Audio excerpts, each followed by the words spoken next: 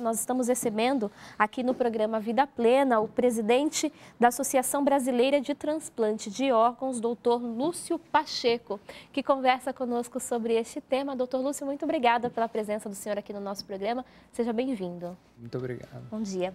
Bom dia. A gente fala sobre esse assunto, a questão dos transplantes de órgãos, inclusive porque nós temos aí alguns dados que o número de transplantes de órgãos sólidos no Brasil aumentou 18% entre os anos de 2010 e 2013. Segundo o Ministério da Saúde, os procedimentos considerados de alta complexidade, como os transplantes de pulmão e coração, tiveram as maiores elevações no período. Para você ter uma ideia, 100% com relação aos transplantes de pulmão e 60% com relação aos de coração.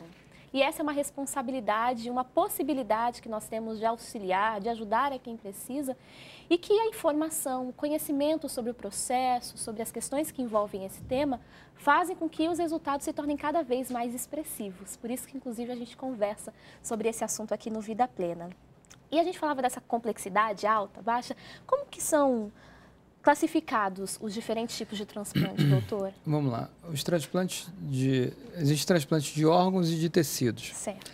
O de tecido mais comum e mais que todo mundo conhece, que ouve mais falar, é o transplante de córnea e o transplante de... A medula óssea pode ser vista como um tecido também.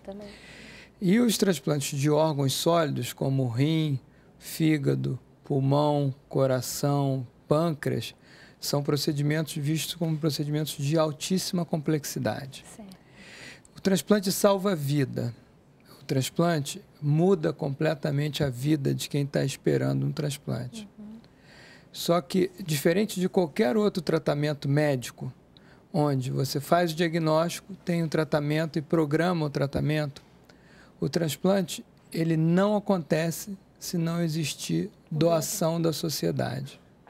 O transplante é um procedimento médico de alta complexidade, mas eu costumo dizer que é também um procedimento da sociedade também. É um procedimento extremamente humano nesse processo.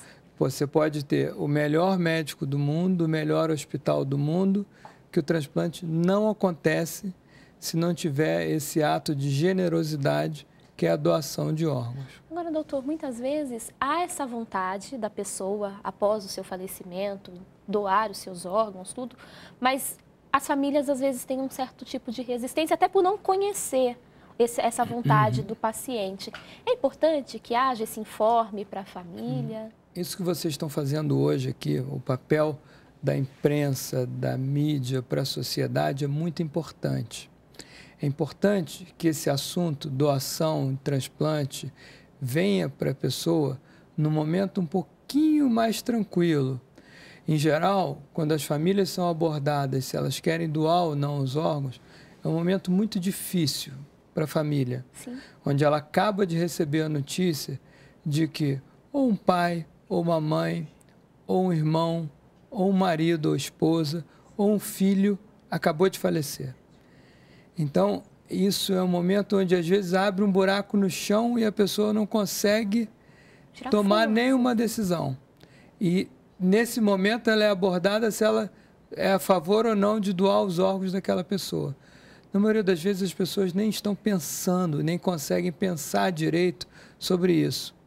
Então, o ideal é que essa conversa, sou ou não sou doador, venha na mesa de jantar, na sala vendo televisão, num restaurante, num bar, onde você veja um filme e queira comentar se você é ou não doador, e nisso você informa a sua família. A família, quando sabe a sua posição em relação à doação de órgãos, seja favorável à doação de órgãos, é muito mais fácil de dizer um sim naquele momento muito difícil.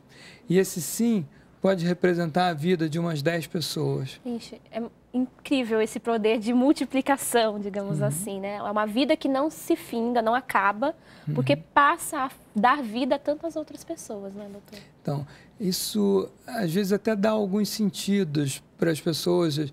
As pessoas, na maioria das vezes, quando doam os órgãos, é difícil ver alguém que se arrependeu. E é uma boa ação. Quando a gente olha, a gente que trabalha com transplante e conhece o outro lado do transplante, que é de quem recebe os órgãos, isso é inenarrável o quanto isso faz bem para as pessoas. Sem dúvida. E é por isso que a gente conversa, fala sobre esses assuntos aqui na Comunicação 100% Jesus. Porque a vida é um dom muito importante. E a gente poder colaborar com a vida de outras pessoas é, sem dúvida alguma, um gesto que nós devemos procurar ter. Agora, existem muitas dúvidas com relação ao próprio procedimento. O esclarecimento dessas dúvidas também pode ajudar a ter menos medo do processo? Sim, assim, quando que se fala de doação de órgãos? Doação de órgãos se fala quando o paciente tem o diagnóstico de morte cerebral. Certo. O diagnóstico de morte cerebral não é coma. É o que as pessoas se confundem muito. Morte cerebral é que o cérebro morreu, o encéfalo morreu. Ele não, o organismo não, a pessoa não consegue manter as funções vitais se não for de uma forma artificial. Ela para de respirar. Em alguns dias ou horas o coração para de bater, o rim para de funcionar. Então, assim, a pessoa em morte cerebral, mais algum período você consegue manter aqueles órgãos recebendo sangue e que podem ser utilizados para transplante. Mas em pouco tempo tudo vai parar. Tá. Isso é completamente diferente do coma. O coma, a pessoa não tem consciência. Está dormindo, como se estivesse dormindo, mas respira sozinha, não precisa de apoio para manter a pressão, a perfusão do rim, o fígado, tudo funciona normal, a pessoa só está inconsciente.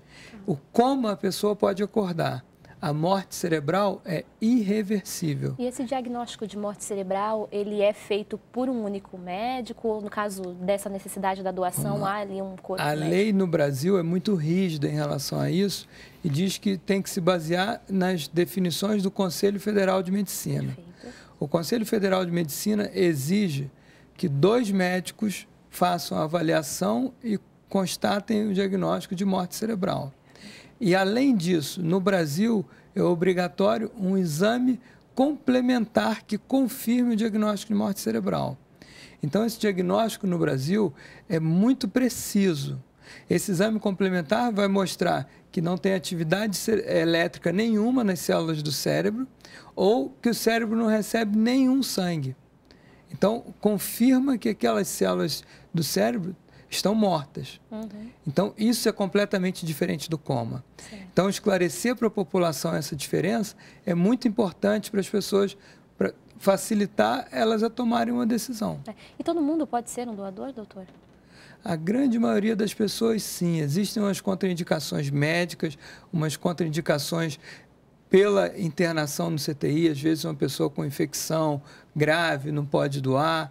Então, assim, existem algumas contraindicações, mas a grande maioria das pessoas com morte cerebral poderiam ser doadoras de órgãos. Mas existe também a doação em vida, né? A gente vê principalmente muitas vezes em casos onde uma pessoa da família precisa, e um pai, uma mãe, um tio, às vezes, né, se dispõe ali a doar algum órgão em vida. Quais seriam esses órgãos que podem ser doados em vida e como funciona esse processo? Os órgãos onde existe transplante intervivo feito de forma rotineira são rim, certo, que você pode tirar um rim e transplantar numa outra pessoa.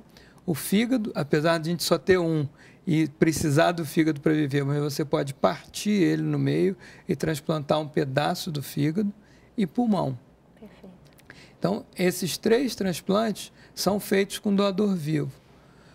O doador vivo está sempre arriscando a vida. O ideal, no mundo ideal, você não usaria doador vivo.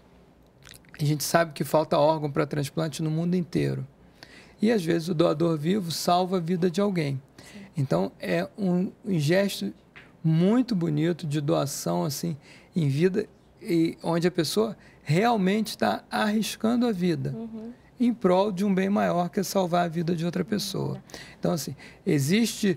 Nunca a quantidade de doador em morte cerebral no mundo inteiro vai suprir a necessidade de pessoas que precisam para transplantar e vai ter sempre o espaço para o doador vivo. A gente só tem que lembrar disso, que a gente tem que cada vez mais tentar utilizar os órgãos de doador falecido, que aí você não está arriscando a vida de ninguém. inclusive porque é um procedimento muito invasivo, há uma série de consequências ao longo da vida desse paciente que doa, né, uma parte do seu órgão.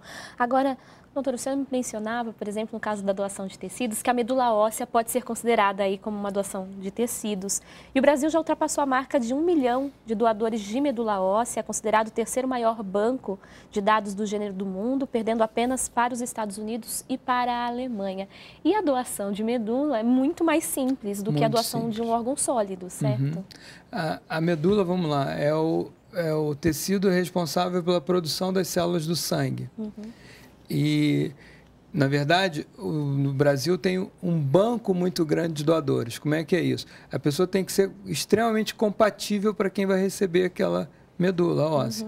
Então, tem que ser muito parecida do ponto de vista genético. Certo. Então, você tem que ter um banco muito grande que é aberto para o mundo inteiro para você conseguir identificar quem precisa de um transplante de medula, quem é aquele doador mais parecido com aquela pessoa. Então, se eu me tornar uma doadora de medula, por exemplo, eu posso chegar a doar a minha medula para alguém de outro país, sim, inclusive? Você só vai colher o seu sangue para eles terem o seu mapeamento genético. E aí, alguma hora, pode ser que surja alguém no mundo que fale assim, não, ela é a mais parecida com essa pessoa que precisa. E aí você vai ser abordada de você doar ou não a medula. Perfeito. Isso que é um jeito de expandirmos o bem, não é? Podemos ajudar até quem a gente não conhece, dedicando um pouquinho do nosso sentimento, porque antes de doarmos uma parte literal de nós, estamos doando ali os nossos sentimentos, a nossa vontade de fazer com que a vida dessa pessoa seja mais saudável, mais digna. Por isso a gente conversa sobre esse assunto. Doutor, queria agradecer a presença do senhor, convidar inclusive para vir outras vezes aqui, para a gente continuar falando sobre esse tema. Eu que queria agradecer. Eu acho que a Sociedade Brasileira de Transplante de Órgãos, a Associação Brasileira de Transplante de Órgãos, que defende o programa de transplante, que conhece o lado do paciente que precisa de transplante, para a gente é muito importante esse tipo de reportagem. É muito importante e eu queria deixar aqui que doar talvez fosse um dos gestos mais bonitos, doar órgão, que a pessoa pode fazer. Sem dúvida. E é um jeito, sem dúvida alguma, de nos mantermos também eternos nesse mundo, né? Uma eternidade que vai pela nossa boa ação, pelo nosso sentimento, não pelo reconhecimento ou não dessa atitude, mas porque no nosso íntimo a gente sabe que está fazendo o melhor pela nossa sociedade. A gente vai continuar falando sobre esse assunto. Estivemos conversando hoje aqui no Vida Plena com o Dr. Lúcio Pacheco, presidente da Associação Brasileira de Transplante de Órgãos, tirando algumas dúvidas com relação a esse tema, um tema que é recorrente, inclusive, aqui na comunicação da Boa Vontade TV.